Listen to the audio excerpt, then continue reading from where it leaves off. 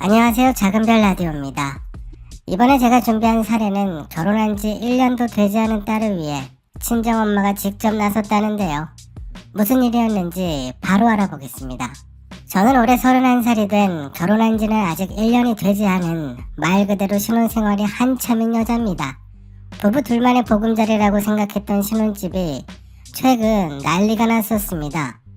지난주까지 저희 신혼집에는 시어머니가 친정엄마가 거의 매일매일 오셨거든요. 오셔서 조용히 계신 것도 아니고요. 살얼음판 분위기로 계시다가 크게 싸움이 날 뻔했어요. 저는 31살이고 남편은 37살입니다. 저희 모두 형제가 많은 편이고 저는 위로 언니만 2명, 남편은 아래로 남동생 하나, 여동생 하나 있어요. 장남입니다. 저도 형제 중에 제일 마지막에 결혼하는 상황이었고 남편도 장남이지만 결혼은 제일 늦게 하는 거였어요. 그래서 처음 상견례부터 분위기가 남다르긴 했습니다. 양쪽 어머님들은 이미 자식들 결혼을 2번씩은 겪어봐서 그런지 엄청 능숙하셨고요. 처음에 두 분 모두 조곤조곤 이야기하시다가 신혼집 이야기가 나오자 바뀌셨어요. 시어머님이 먼저 저희 신혼집 위치를 시댁과 가까이 하고 싶다고 말씀하셨고 그 이유가 제 남편이 장남이라 본가와 가까이 위치하는 게 좋다고 하시더라고요. 그러자 저희 엄마는 요즘 장남 차남이 어딨냐면서 아이들끼리 알아서 잘 살게 두자고 직장 가까운 위치에 잡는 게 좋다고 하시며 최대한 돌려서 말씀하셨네요. 그 신혼집 위치 때문에 결혼식이 엎어질 뻔했습니다. 계속 시어머님은 가까이에 있는 아파트를 거의 계약 직전까지 알아보셨다가 나중에 간신히 취소했으니까요. 저희 엄마는 자꾸 신경이 쓰인다고 제 결혼에 대해 엄청 걱정하시는 것 같았네요. 저도 사실 그런 시어머님의 모습이 계속 마음에 걸리긴 했습니다. 신랑과 이야기를 많이 해봤는데 오랜 시간 함께 지내서 자기 어머니가 그러시는 것 같다고 막상 결혼하면 괜찮아지실 거라고 걱정하지 말라고 했어요. 그래서 저도 그런 신랑의 말을 철석같이 믿고 일단은 결혼식을 올렸습니다. 그리고 신혼집 위치는 이곳저곳을 알아보다가 결국에는 정말 딱 중간 자리에 구했어요. 시댁과 친정 사이에 거의 딱 중간 위치에다가 잡았고요. 저도 차라리 그게 다행이라고 생각했어요. 아예 멀리 살 거 아니면 친정과도 가까운 게 마음은 편했거든요.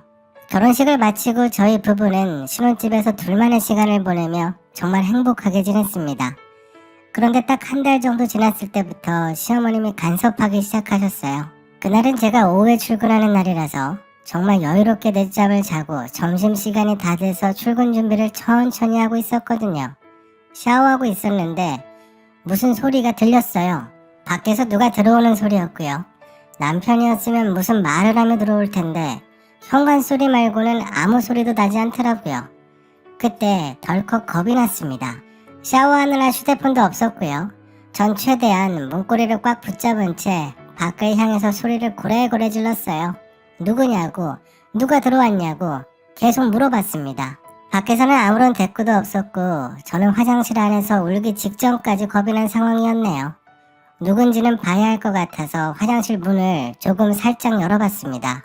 화장실 문틈으로 시어머니의 잔뜩 화가 나신 얼굴이 보였고요. 저랑 눈이 마주치신 어머님은 곧장 화장실 앞으로 오시더니 저에게 한마디 하시더라고요. 뭘 그리 유난스럽게 그러는 거니? 아주 동네 창피하게 하는 방법도 여러 가지구나. 적당히 하고 나와라. 그렇게 쏴붙이시고는 바로 주방으로 가시더라고요. 대충 옷을 갈아입고 나와보니 시어머님은 주방에서 계속 청소하고 계셨습니다. 빨래랑 설거지를 하시면서 저에게는 신경 쓰지 말고 얼른 출근이나 하라고 하셨네요. 그때 저도 출근을 해야 하긴 해서 일단은 그렇게 그냥 출근했습니다. 회사에 와서도 계속 마음이 찜찜했네요. 그날 저녁 집에 들어가 보니 엄청 깨끗해졌더라고요. 남편이 집에 오자마자 제가 물어봤고요. 대체 시어머님이 왜 우리 집 비밀번호를 알고 계시냐고, 그리고 왜 낮에 불쑥 집에 오셨냐고, 누가 알려줬냐고 물어봤어요. 남편은 자기가 알려드렸다고 했고 시어머님이 급하게 물어보시길래 알려드린 거라고, 앞으로는 자주 오지 않으실 거라고 걱정하지 말라고 하더군요. 그런데요, 그때부터 본격적으로 집에 오셨습니다. 그것도 집에 아무도 없을 때 오셔서는 마치 우렁각시처럼 집안 청소를 하시고 정리까지 하고 가셨네요. 매일 퇴근하고 오면 시어머님이 다녀간 흔적이 보였고요. 그럼 전 보이지 않는 시집살이를 해야 했습니다.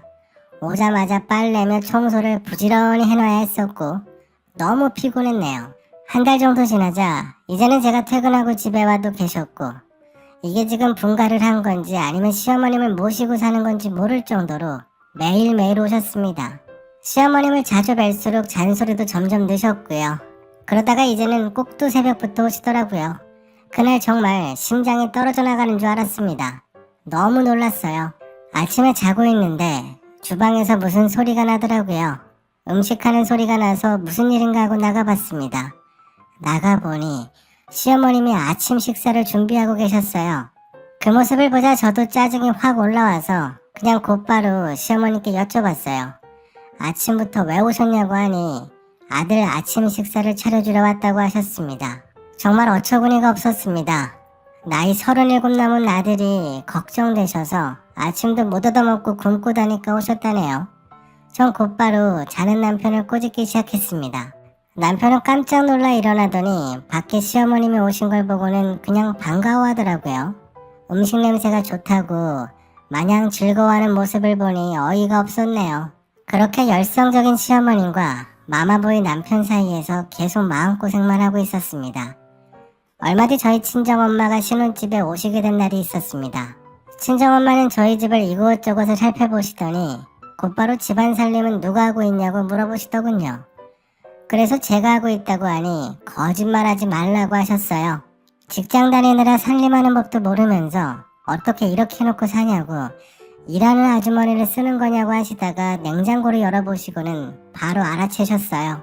언제부터 시어머님이 너희들 신혼집에 오기 시작하셨냐고 일주일에 얼마나 오시는 거냐고 물어보셨습니다. 저도 이젠 숨기고 싶지 않아서 그냥 다 이야기했어요. 제 이야기를 다 들으시고는 친정엄마는 노발대발 화를 내셨습니다. 내 이럴 줄 알았다고 하시면서 왜 그걸 지금까지 이야기하지 않았냐고 저에게 화를 내셨어요. 그리고는 곧장 저에게 신혼집 현관 비밀번호를 물어보셨고 전 순순히 다 알려드렸습니다. 이제 양쪽 어머님들이 모두 저희 집 현관 비밀번호를 알게 되신 거예요. 다음날부터 저희 신혼집은 북적북적해졌습니다. 왜냐면 이젠 친정엄마도 매일매일 오셨거든요. 꼭두 새벽부터 오셨습니다. 그렇게 두 어머님이 다시 만나게 되셨어요. 아침부터 음식 냄새가 나자 저희 신랑은 콧노래를 부르며 속옷바람으로 주방으로 나갔고요. 얼마 있다가 소리를 지르며 곧장 방으로 뛰어들어가더라고요. 남편은 저에게 왜 장모님이 우리 집에 계시냐고 해서 제가 그랬습니다. 하나뿐인 딸 아침 식사 챙겨주시러 오신 거라고. 자주 오시진 않을 거라고 했어요. 그렇게 매일매일 저희 아침 식사는 두 어머님과 함께 했습니다. 주말에는 오지 않으셨고 평일에는 단 하루도 빠지지 않으시고 마치 경쟁하듯 오시더라고요. 남편은 퇴근하고 오면 편하게 쉬지도 못하고 있었고 계속 저에게 장모님 언제까지 오시냐고 힘들다고 하길래 그럼 시어머님은 오셔도 되는 거냐고 되받아 쳤습니다. 시어머님은 오셔도 되고 우리 엄마는 오면 안 되는 거냐고 제가 따져 물으면 그냥 알았다고 하며 피하더라고요. 언제까지 피할 수 있나 두고 보기로 했습니다. 그러다가 이젠 두 어머님이 주말에도 오셨고요. 결국 그날 참고 참았던 일들이 한 번에 다 터져버렸어요. 남편도 더는 못 참겠는지 나서서 뭐라 말하더군요. 일단 그날 낮부터 시어머님이 저에게 잔소리하셨고요. 친정엄마가 안 보는 곳에서 절 불러다 조곤조곤 이야기하시면서 냉장고 정리 정도는 언제 할 거냐고 물어보셨어요. 그때 뒤에서 저희 친정엄마가 갑자기 오시더니 그 냉장고 제가 어제 정리 정도는 이미 한 건데 마음에 안 드시나요? 라고 말씀하시자 시어머님은 엄청나게 당황하셨습니다.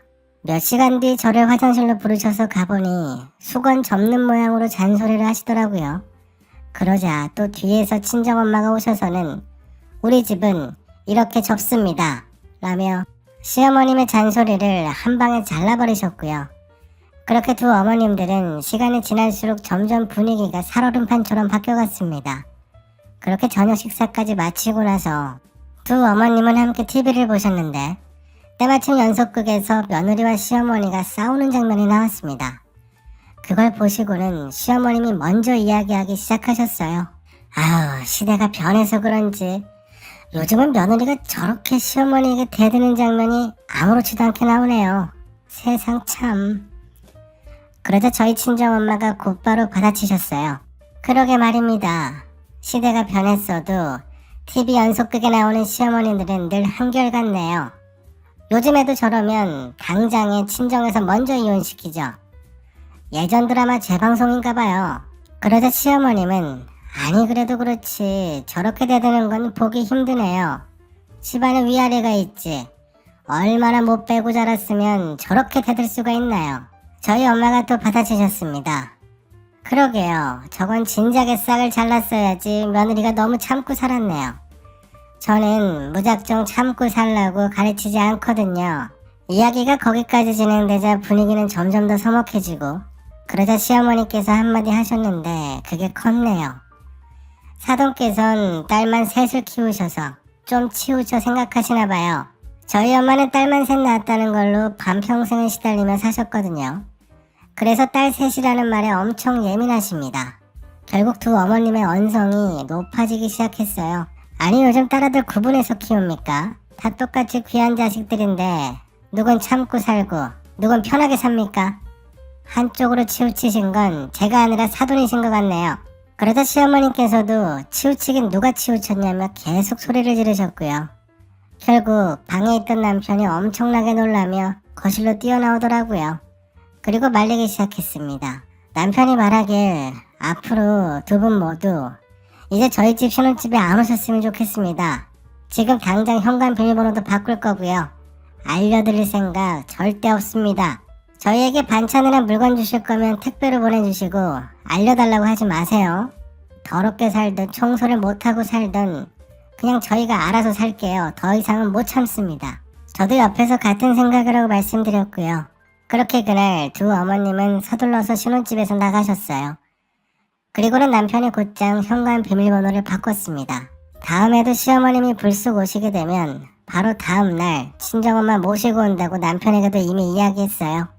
남편은 알겠다고 그럴 일 없다고 하더라고요. 그날 이후로 시어머님이 오신 적이 없었습니다. 이제 다시 예전 신혼생활로 돌아갈 수 있을 것 같네요. 이런 친정엄마가 있어서 너무 행운이라고 생각합니다. 제가 준비한 사례는 여기까지입니다.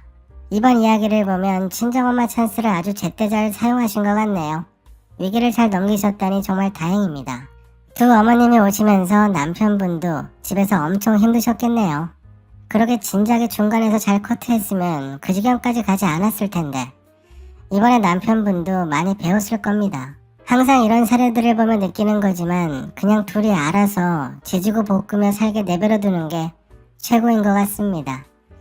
되찾은 신혼생활 앞으로도 달콤하게 지내시길 바랄게요. 오늘도 저희 영상을 시청해주셔서 감사합니다. 앞으로 점점 나아지는 모습 보여드리겠습니다. 지금까지 작은별 라디오였습니다.